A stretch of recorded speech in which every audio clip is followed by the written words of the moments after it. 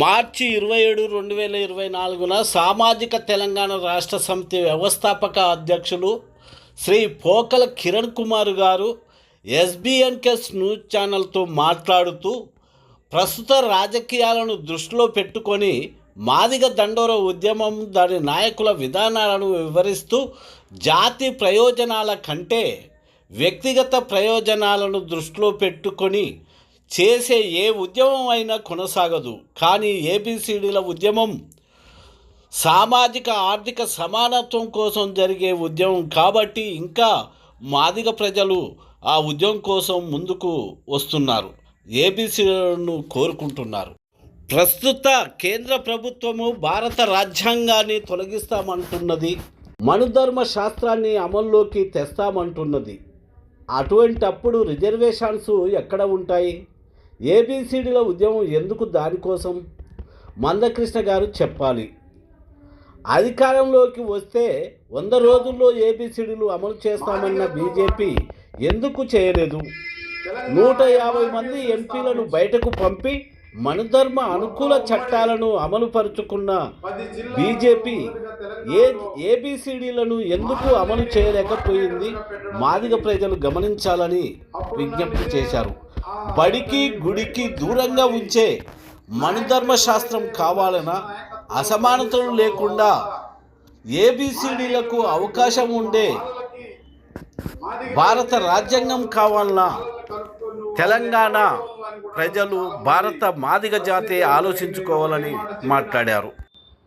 అన్నదమ్ములుగా మనం కలిసి సమస్యను పరిష్కరించుకోకపోతే రాజకీయంగా రాజ్యాధికారం అయిపోయే అవకాశం మనకి భవిష్యత్తులో ఎప్పటికి రాదనే సత్యాన్ని నేను గ్రహించి, మొదటగా అన్నలుగా భావిస్తే మాలల దగ్గరికి మాల మేధావులు ఎవరైతే ఉన్నారో గద్దరన్న, జేబీ రాజు గారు, ఇలా దయానంద లాంటి చాలా మంది మాల మేధావులు పెద్దలందరితో నేను కూర్చొని డిస్కషన్ చేయడం జరిగింది. అలాంటి రోజు నిజంగా నా పెద్దన్న బిర్యానీతో తింటుండు, తమ్ముడిగా నేను కనీసం చారువాన నాకు ఉంచాను అని చెప్పేసే విధంగా నేను వాళ్ళతో అంత సన్నిహిత సంబంధాలను ఏర్పాటు చేసుకుని, వాళ్ళందరి ద్వారా నేను ఒకటే, ఏబిసిడి వర్గీకరణ న్యాయమైన డిమాండే. ఇది మాల మాదిగ ఉపకులాలు కలిసి కూర్చుంటే సమస్య పరిష్కారం అయితే అనే దిశగా తెలంగాణ ఎంఆర్పిఎస్ ద్వారా దాదాపుగా మాల సంఘాలని, మాదిగ సంఘాలు ఉన్నటువంటి అన్ని ఉపకులాలతో నేను చర్చలు చేయడం జరిగింది. ఈ క్రమంలో ఒక సహేద్య కుదిరింది. అనేక మంది ఇది నిజమే న్యాయమైంది అనేది విధంగా వాళ్ళని తీసుకొచ్చి ఢిల్లీ జంతర్ మంతర్లో నేను దండోర ధర్మదీక్ష పెట్టి అక్కడ దాదాపు ఈ దేశంలో ఉన్నటువంటి ఎస్సీలో ఉన్నటువంటి అన్ని వర్గాల ప్రతినిధులని, నాయకులతో నేను ఢిల్లీలో సభ పెడితే, అదే మందకృష్ణ గారు మాత్రం కేవలం మాదిగ బిడ్డలతో అక్కడ సభ పెట్టి 100 రోజుల్లో వర్గీకరణ చేస్తానన్న బీజేపీని ఒక్కరోజు విమర్శ చేయనటువంటి వ్యక్తి. ఆయన మొదటి నుంచి కూడా మీరు ఆయన జీవితంలో ఆయన ఉద్యమ ప్రస్థానం అంతా మీరు ఒకసారి క్షుణ్ణంగా పరిశీలించండి. ఆయన మొదటగా తెలుగుదేశం బీజేపీ పార్టీకి ఏజెంట్గా మారిన రోజు నుంచి నేటి ఎన్నికలు 2024 ఎలక్షన్ వరకు కూడా ఆయన స్టేట్మెంట్స్ అన్ని మీరు తిరగే చూడండి. తెలుగుదేశం పార్టీకి, బీజేపీ పార్టీకి అనుకూలమైన స్టేట్మెంట్స్ ఉంటాయని. దీన్ని బట్టి ఆయన మాదిగల ప్రయోజనాల కోసం కాదాయన దండోర ఉద్యమాన్ని అడ్డం పెట్టుకొని, మాదిగ జాతిని అడ్డం పెట్టుకొని తన స్వప్రయోజనాల కోసం, తన వ్యక్తిగత పేరు కోసం మాదిగ బిడ్డల్ని బలి చేసిండు. మాలాంటి అనేక మంది యువకులు ఈరోజు జీవితాలు కేసులై, దాడులు జరిగి అనేక మంది అనారోగ్యాల పాలై, భార్య పిల్లలకి ఈరోజు దూరమైనటువంటి దౌర్భాగ్య స్థితికి కారకుడైన మందకృష్ణ మాదిగని నేను దగ్గరగా క్షుణ్ణంగా పరిశీలించిన తర్వాతనే మాల మాదిగ ఉపకులాలను ఐక్యం చేయకుండా ఈ దోపిడి పెత్తందారి పార్టీలను నమ్ముకుని ఏబిసిడి వర్గీకరణ ఉద్యమం ఎంతకాలం చేసినా మాదిగ బిడ్డలను కోల్పోవడమే తప్ప లక్ష్యం సాధించలేమనే విధంగా నేను పనిచేయడం జరిగింది. ఈ క్రమంలో అందరినీ సమీకరించాం, అనేక సభలు పెట్టాం, అనేక మీటింగులు పెట్టాం, అనేక రాజకీయ పార్టీలను కూడా వర్గీకరణకు అనుకూలంగా మేము మెప్పించడం జరిగింది. ఈ పరిస్థితులలో అధికారంలో ఉన్న పార్టీతో మనకి గొడవలు అవసరం లేవు, ప్రతిపక్షంలో ఉన్న అన్ని పార్టీలతో కూడా మనకు గొడవలు అవసరం లేవు. ఎందుకంటే మన సమస్య పరిష్కారం కోసం అందరినీ కలపకపోవడమే మన పరిస్థితి. ఈ పరిస్థితులలో ఏ పార్టీ, మీకు ఉదాహరణ చెప్తా, తెలుగుదేశం పార్టీకి ఎలక్షన్ టైంలో అనుకూలంగా పనిచేస్తాడు మీరు చెప్పినటువంటి మందకృష్ణ మాదిగ గారు. ఎలక్షన్ తర్వాత ఆ పార్టీ పవర్లోకి వస్తే ఆ మిగిలిన 5 సంవత్సరాల ఆ పార్టీని మాదిగల శత్రువుగా ప్రకటిస్తాడు. అదే బీజేపీ పార్టీ రాకముందు బీజేపీ కూడా అనుకూలం మనకి అని చెప్పిస్తాడు. పవర్లోకి వచ్చిన తర్వాత ఆ పార్టీ మీద ఒక్క మాట అననేడు, ఒక్కసారి కూడా ఆ పార్టీ మీద ఉద్యమ ప్రకటనలు చేయడు ఆయన. ఇది ఆయన జీవితంలో కనపడుతున్నటువంటి పరిస్థితి.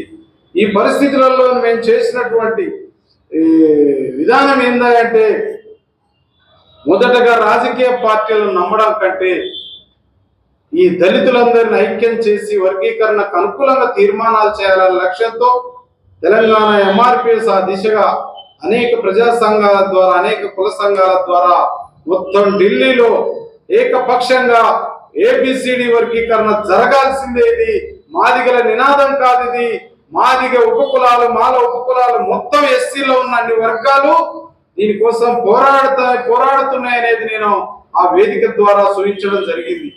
ఈ క్రమంలో మాదిగ జాతి ఏ అవకాశాలకు దూరం అవుతుందని కూడా నేను ఈ క్రమంలో పరిశీలన చేస్తే, కేవలం ఈ రాష్ట్రంలో, ఉమ్మడి తెలుగు రాష్ట్రాలలో మాదిగలని మిగిలిన అధికారంలో ఉన్న పార్టీలకు శత్రువులుగా ప్రకటిస్తూ తాను మాత్రమే లబ్ధి పొందుతూ ఈ కృష్ణ మాదిగ గారు వస్తున్న విధానంలో భాగంగా నేను ఒకటే స్టేట్మెంట్ ఇవ్వదలుచుకున్నా. ఏ నాయకుడైనా జాతి స్వప్రయోజనాలని గనక తాకట్టు పెట్టాలనే విధానం, ఆలోచన కనుక ఉంటే తాను ఆ పార్టీలో కార్యకర్తగా జాయిన్ అయిపోయి మాట్లాడితే ఎవరికి అభ్యంతరం లేదు.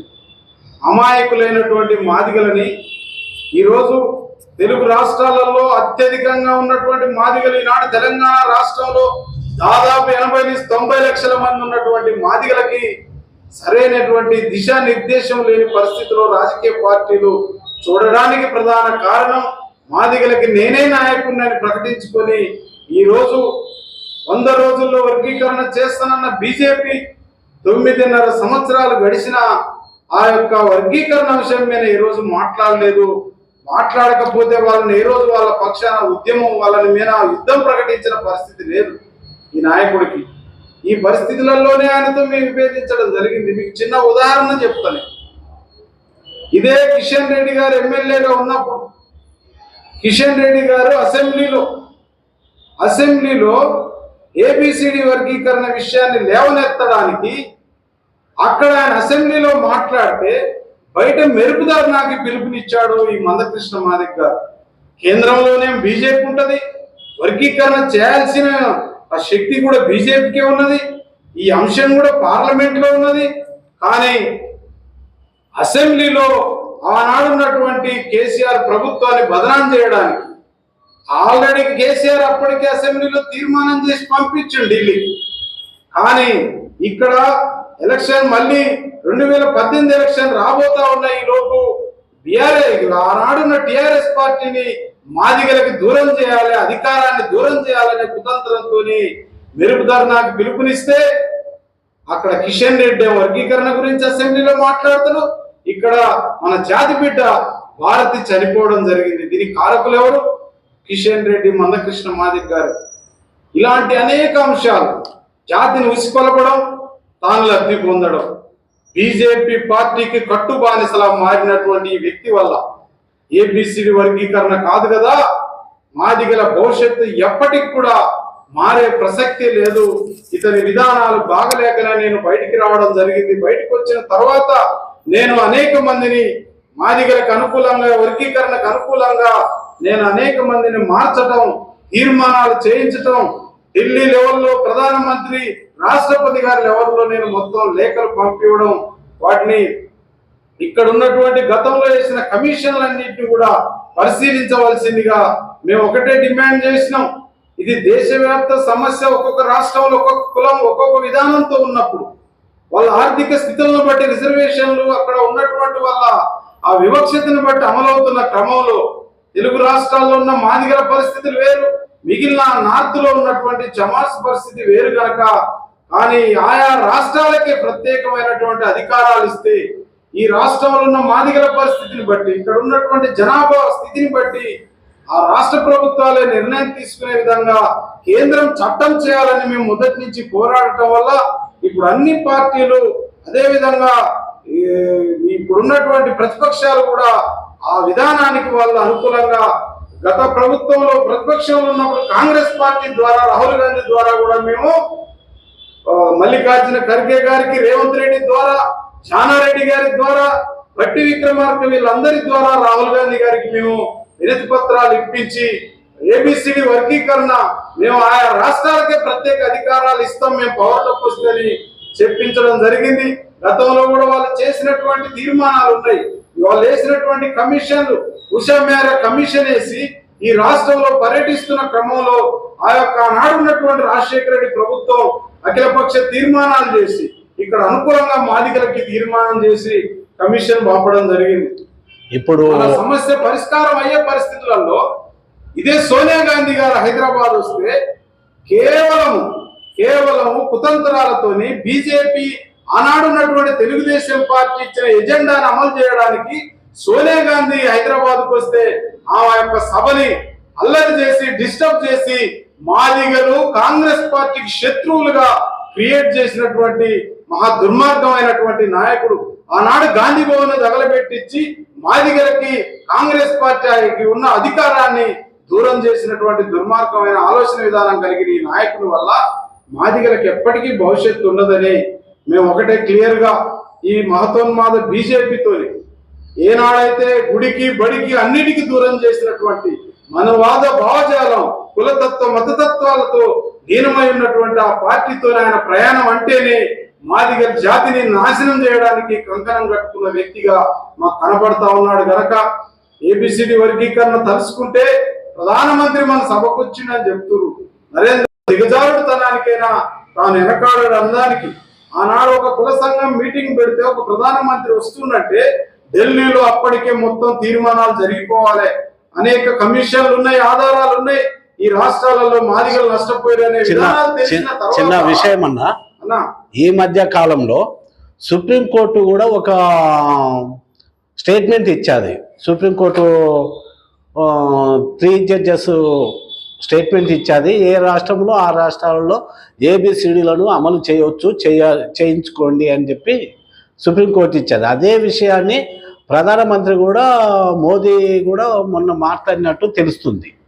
అయితే అది ఎప్పుడో మీరు పెట్టిన ఆ నినాదం ఎప్పుడైతే ఉందో ఏ రాష్ట్రానికి ఆ రాష్ట్రానికి విభజించని, ఇప్పుడు మాలను కూడా దాన్ని స్వాగతిస్తున్నారు మేధావులనే వాళ్ళు. అది మా కృషి, మేము అందరం మేధావులతో కలిసి పడిన శ్రమ ఫలితమే ఈరోజు వాళ్ళు అన్నదమ్ములుగా కలిసి వస్తున్నారు.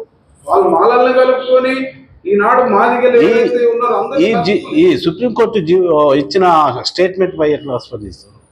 సుప్రీంకోర్టు ఏదైతే వేసిందో కమిటీ, అది ఏనాడో ఉషా మేర కమిషన్, అంతకుముందు వేసిన అన్ని కమిషన్లు కూడా ఇక్కడ మాదిగలకు అన్యాయం జరుగుతూ ఉంది. ఈ సమస్య పరిష్కారం కోసం పార్లమెంట్ లో చట్టం కావాల్సినటువంటి అవసరం ఉంది. ఏ రకంగా ఆయా రాష్ట్రాలకు పవర్లు ఇచ్చే విధంగా చేయాలి. ఇది చేయకపోవడానికి అధికారంలో ఎవరున్నారు? ఈ 10 సంవత్సరాలు బీజేపీ ప్రభుత్వం. బీజేపీ ప్రభుత్వం తలుసుకుంటే అనేక చట్టాలు క్షణాలలో తీసుకొచ్చారు కదా. ఈ వర్గీకరణ అంశం వాళ్ళకి పెద్ద కమిటీలు వేయాల్సినటువంటి అవసరం ఏంటంటే, ఆనాడు మొన్న జరిగినటువంటి అసెంబ్లీ ఎలక్షన్లలో ఓట్లుగా మాదిగల ఓట్లని లబ్ధి పొందాలనే కుతంత్రంతో ఆనాడు మీటింగ్కి వచ్చి ఒక కమిటీ వేయడానికి, తాత్సారం చేయడానికి వేసారు. మళ్ళీ ఇప్పుడు అదే ధర్మాసనం 3 జడ్జీలతో వేసినటువంటి కమిటీ ఏదైతుందో ఆ కమిటీలు ఇవన్నీ కాలయాపన చేయడానికి తప్ప మీకు అర్థం కావట్లేదా? ఈ కమిటీల వల్ల రేపు ఆల్రెడీ ఎలక్షన్ కోడ్ వచ్చింది. ఇవన్నీ జరుగుతున్న పరిస్థితులలో ఇంకా రేపు ఏం చేస్తారనే ఆశ కూడా లేదు. ఓట్ల లబ్ధి కోసం మాత్రమే ఇదంతా జరుగుతూ ఉన్నది. మాదిగలకి బీజేపీ ఎప్పటికీ శత్రువే. 100 రోజుల్లో వర్గీకరణ చేస్తానని చేయకపోగా కృష్ణ మాదిగ గారికి మాదిగల భవిష్యత్తుతో పని లేదు, మాదిగ బిడ్డల భవిష్యత్తుతో పని లేదు. ఆయన పేరు, ఆయన అన్ని రకాల అవకాశాలు ఆయన చేయాల్సినటువంటి ఆయన ఒక వ్యక్తిని పెట్టుకున్నాడు కంప్లీట్ గా. బీజేపీలో నేను కిషన్ రెడ్డిని గెలిపించుకోవడానికే నా జీవితం అంతా బానిసత్వంలో ఉంటానే పెట్టుకున్నాడు. కిషన్ రెడ్డి ఢిల్లీలో ఒక మాట మాట్లాడాడు, ఆయన మీటింగ్ పెడితే కలెక్టోరల్ స్టేడియంలో ఏం మాట్లాడాడు, నేను ఎంఆర్పిఎస్ కార్యకర్తగా ఉంటాను, నీ పార్టీ కేంద్రంలో అధికారంలో ఉంటుంది, నువ్వు కేంద్ర మంత్రిగా ఉంటావు, నేను వర్గీకరణ అయితే చేపించలేను, నా వల్ల కాదు, కానీ నేను మీతో పాటు పోరాడటానికి ఎంఆర్పిఎస్ కార్యకర్తగా పనిచేస్తుంటే దీన్ని బట్టి వాళ్ళ కుతంత్ర కుట్రలు ఏందో అర్థం కాలేదా? నరేంద్ర మోడీ గారు వచ్చి మీతో పాటు నేను కూడా పోరాడుతుంటే ఒక ప్రధానమంత్రి స్వయంగా వచ్చి మీతో పాటు పోరాడుతా నేనని చెప్పడం అంటే ఆయన ఇంకా పోరాటం చేయాల్సిన అవసరం ఏముంది? నువ్వు తలుసుకుంటే వర్గీకరణ సమస్య పరిష్కారం అయిపోతుంది, మొత్తం మాదిగలి మిమ్మల్ని దేవుడిగా కొలిసే పరిస్థితి ఉన్నాక నువ్వు ఇంకా మీతో పాటు నేను కూడా కలిసి పోరాడుతా అన్నాడంటేనే మీ వర్గీకరణ కాదు, భవిష్యత్తులో మీతో పాటు నేను కూడా ఉండి పోరాడతాని చెప్పడమే.